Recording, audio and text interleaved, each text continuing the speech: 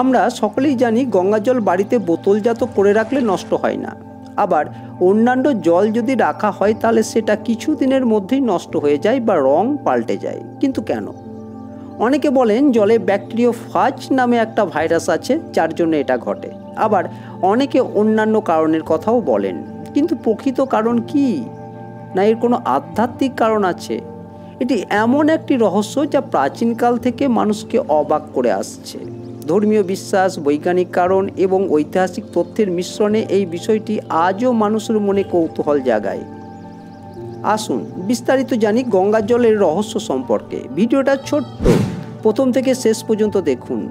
প্রথমে শুরু করা যাক গঙ্গার ধর্মীয় ও ঐতিহাসিক মাহাত্ম্য দিয়ে।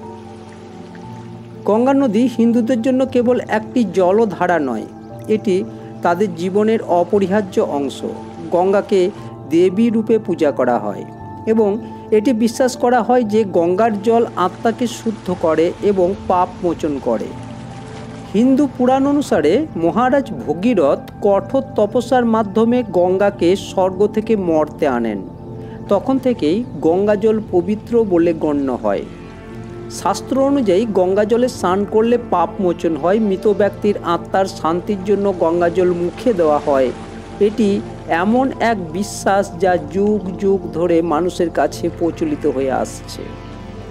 ব্রিটিশ আমলেও গঙ্গা জলের পবিত্রতা এবং বিশুদ্ধতার কথা উল্লেখ আছে। ব্রিটিশ নৌবাহিনী লম্বা সমুদ্রযাত্রার সময় পান করার জন্য গঙ্গা জল সংগ্রহ করত, কারণ তারা দেখিয়েছিল যে অন্যান্য নদীর জল দ্রুত নষ্ট হয়ে গেলেও গঙ্গা জল দীর্ঘদিন বিশুদ্ধ থাকে। এবার আসি বৈজ্ঞানিক ব্যাখ্যার দিকে। গঙ্গা জলে প্রচুর পরিমাণে ব্যাকটেরিওফাজ ভাইরাস পাওয়া যায়। ব্যাকটেরিওফাজ হলো ব্যাকটেরিয়া ভক্ষক, কারণ তারা এমন ভাইরাস যা ক্ষতিকারক ব্যাকটেরিয়াকে সংক্রমিত করে এবং ধ্বংস করে। তাই জল নষ্ট হওয়ার জন্য যে ব্যাকটেরিয়াগুলো দায়ী সেগুলোকে এই ফাজ ভাইরাসে ধ্বংস করে দেয়। তাই গঙ্গার জল সহজে নষ্ট হয় না। ব্যাকটেরিওফাজগুলি মানুষের কোষকে সংক্রমিত করে না, তাই এগুলো ব্যাকটেরিয়াজনিত রোগের চিকিৎসার জন্য চিকিৎসা থেরাপিতে ব্যবহার করা হচ্ছে। গঙ্গার জলে দ্রবীভূত অক্সিজেনের পরিমাণ অন্য নদীর জলের তুলনায় অনেকটাই বেশি। এটি একটা বিশেষ বৈশিষ্ট্য যা ক্ষতিকারক জীবাণুদের বৃদ্ধি রোধ করে এবং জলকে দীর্ঘ সময় বিশুদ্ধ রাখে।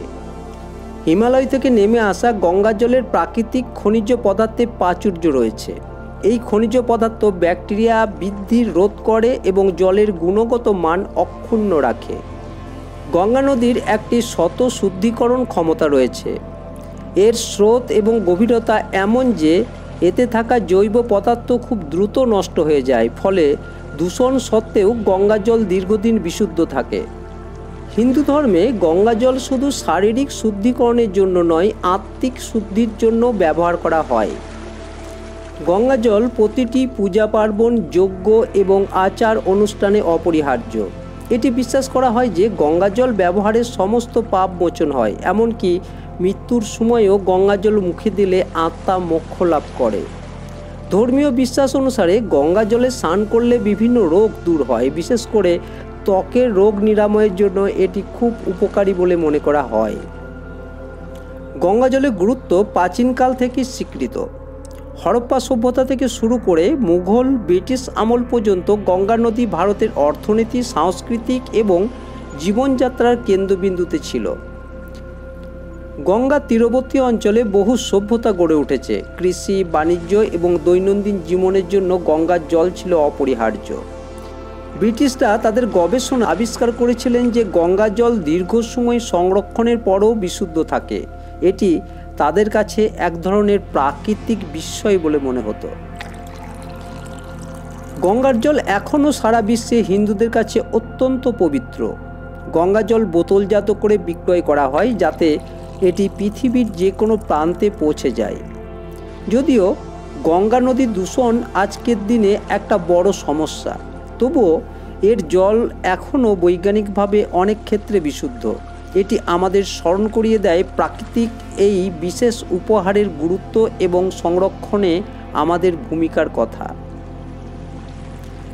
গঙ্গা জল কখনো নষ্ট হয় না। এই বিশ্বাস এবং বৈজ্ঞানিকদের সত্যের মিশ্রণে এক অভূতপূর্ব রহস্য সৃষ্টি হয়েছে। এটি ধর্ম, বিজ্ঞান এবং ইতিহাসের এক অনন্য সংযোগ। গঙ্গা কেবল ভারতের নয়, সমগ্র পৃথিবীর জন্য এক গুরুত্বপূর্ণ ঐতিহ্য। আমাদের দায়িত্ব এর পবিত্রতা এবং বিশুদ্ধতা রক্ষা করা। আজকের এই রহস্যময় কাহিনী যদি আপনাদের ভালো লেগে থাকে তাহলে ভিডিওটি লাইক করুন, শেয়ার করুন আর মিস্টিরিয়াস ওয়ার্ল্ড অসীমের সাথে থাকুন। আমরা এমন আরও অদ্ভুত অলৌকিক রহস্য নিয়ে ফিরে আসব। ভালো থাকবেন, আবার দেখা হবে নতুন এক রহস্যের সঙ্গে। ধন্যবাদ।